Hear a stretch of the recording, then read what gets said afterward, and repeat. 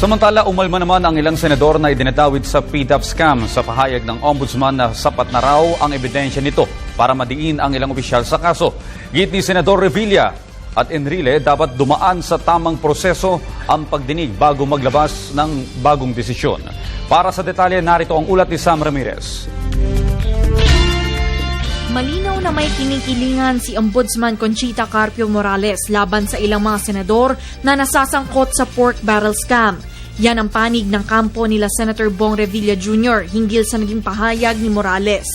Sa isang ulat ng Asian Journal, sinabi umano ni Morales na may sapat na ebidensya laban kina Senators Juan Ponce Enrile, Estrada at Bong Revilla Jr., ilan sa mga mambabatas na nasasangkot sa pork barrel scam upang sila'y mahatulang guilty. Ayon kay Attorney Joel Bodegon, legal counsel ni Senator Bong Revilla Jr., ang naging pahayag ni Ombudsman Conchita Carpio Morales ay nagpapakitang bias o hindi siya patas sa mga taong iniimbestigahan niya. Dahil sa kanyang sagot, tila pinapakitaan niya ni Morales na hindi na kailangan ng trial o paglilitis. Samantala, handa naman ang kampo ni Senate Minority Floor Leader Juan Ponce Enrile sa susunod na galaw ng ombudsman. Dagdag pa niya, sa dami rin ng kanyang karanasan bilang abogado, handa siyang depensahan ang kanyang sarili kung sakaling papayagan siya ng korte. I prefer to deal with the problem in the courtroom. As a law practitioner, I grew up in the courtroom. So, ikaw mismo magdi-defend ng sarili mo, sir? Ha? Ikaw mismo magdi-defend ng sarili mo, Kung sir? papayagan nila ako.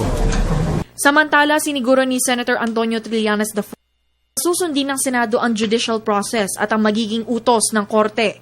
Ngunit titiyakin din ng senador na hindi mayuyurakan ang pagkatao ng tatlong kasamahan nila sa Senado. Ang concern namin ngayon is paano maging functional pa rin yung ating Senado. At the same time, siguraduhin din natin na hindi rin naman mayuyurakan yung karapatan ng ating mga miyembro. Na hindi mare-railroad yung kaso nila or kumbaga malalagay sila sa peligro dun sa kung saan man sila i-detain. So yung mga ganong aspeto. Pero we will not in any way interfere dun sa judicial processes. Para sa Telebisyon ng Bayan, Sam Ramirez.